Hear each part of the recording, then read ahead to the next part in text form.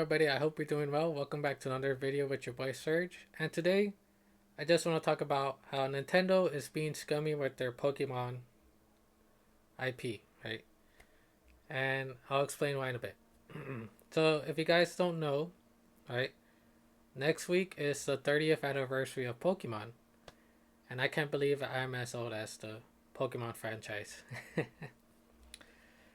I was there since the beginning, and yeah, they were great games back in the day, but I feel like after the 3DS era of Pokemon, the quality of the games just went downhill, right? So for the 30th anniversary of Pokemon, Nintendo is going to re-release Fire Red and Leaf Green, right? Sounds good. However, there's a catch and a cost. Nintendo's gonna charge you a pretty penny for these games, and I'll show you how much they cost. Bam, $20, right? Not for both games, but for one game, right? Both $20, right? So Fire Red, $20, as you can see. Leaf Green, $20 as well. Do the math. If you want both, 40 bucks. Yeah, okay. This is 40. I'm looking at the camera. It's like, is it correct? Anyways, yeah, 40 bucks. So, most likely the diehard Pokemon fans as well as Nintendo fans are going to buy these games, right? Now, I'm going to play devil's advocate here for a bit. At least now a lot more gamers have access to these games, right? Because if you want a physical copy for these games and you do your research and go on eBay, they cost like $100, which is just insane.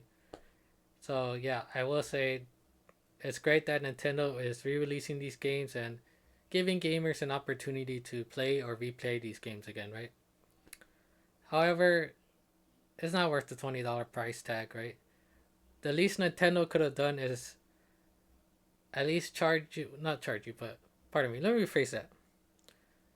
For the price of one, right? For 20 bucks, you could have at least gotten both games, right? That would have been cool. That would have been great. But nope, Nintendo decided to charge you for each game, right? Which is pretty scummy. And not only that, there isn't really much like added to these games. The only thing they added is the Sevi Islands, which I believe is where you could get the Mew, right? And just local wireless, which I mean, come on. The least they could have done is at least online multiplayer, Pokebank or something like that, so you could transfer Pokemon from these games to current Pokemon games, right? Which would have been cool, but Nintendo was just like, nah, we ain't gonna do that. And they'll probably say it's due to technological limitations, right? Which I call BS if they do say that.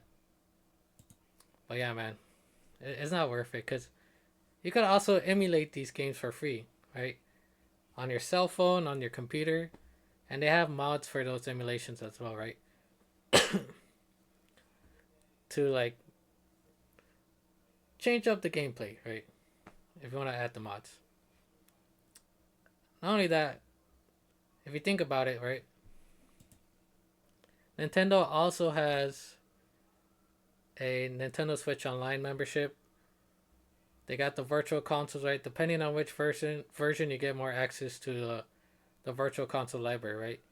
So if you're paying for the $50 version, you get access to GameCube games, Game Boy Advance games, and Nintendo 64 games. Which for $50 a year, that ain't bad in my opinion. Right? You're not paying a monthly fee like PlayStation or Xbox. However, what Nintendo could have done as well? They could have added these games on to the Game Boy Advance Virtual Console library, right? That would have been great for the consumer, but nope.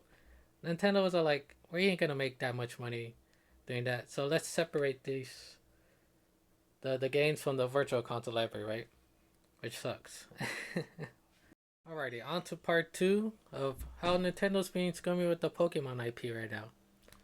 Let me just give you guys a little bit of background information before I show you guys the news article, right? So, for those of you that don't know, there's a Pokemon TCG game as well, or trading card game, right? And it's been around, I guess, about as long as the Pokemon game series, right? I remember playing the card game as well when they first came out. And recently there's been a boom in the Pokemon TCG, right?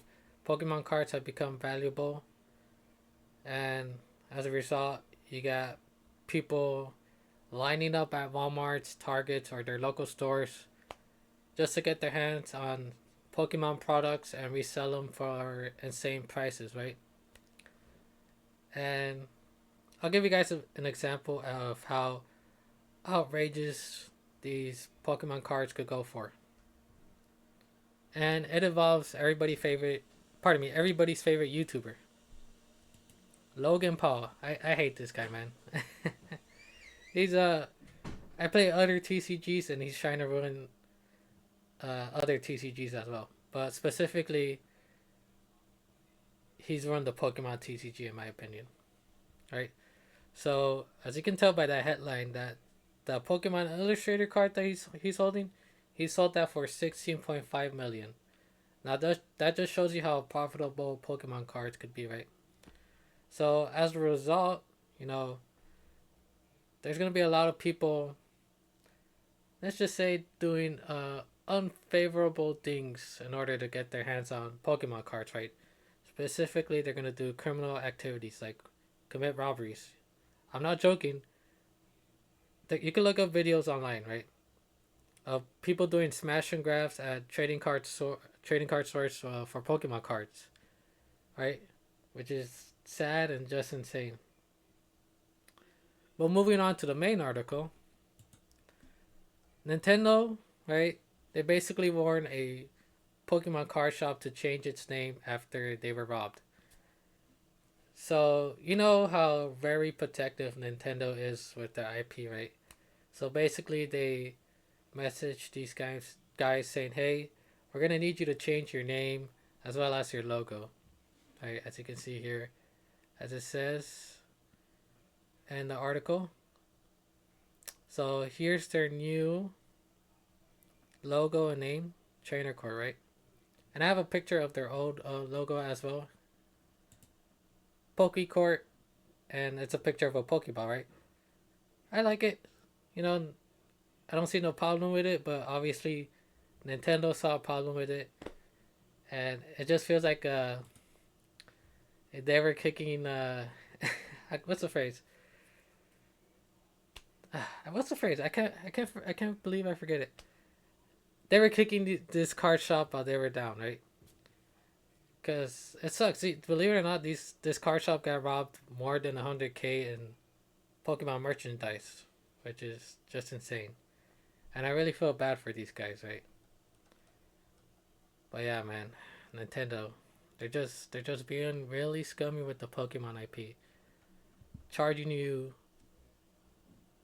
you know, a pretty penny for a re-release of a 20-year-old Game Boy game without much upgrades, as well as threatening legal action against a car shop that got robbed. But anyways, that's it for today's video. I hope you guys enjoyed it. Let me know what your thoughts are about either the games or the whole legal stuff with Nintendo, right? Again, I hope you guys enjoyed it. Thanks for watching, and just stay safe and stay blessed out there. Until next time, peace.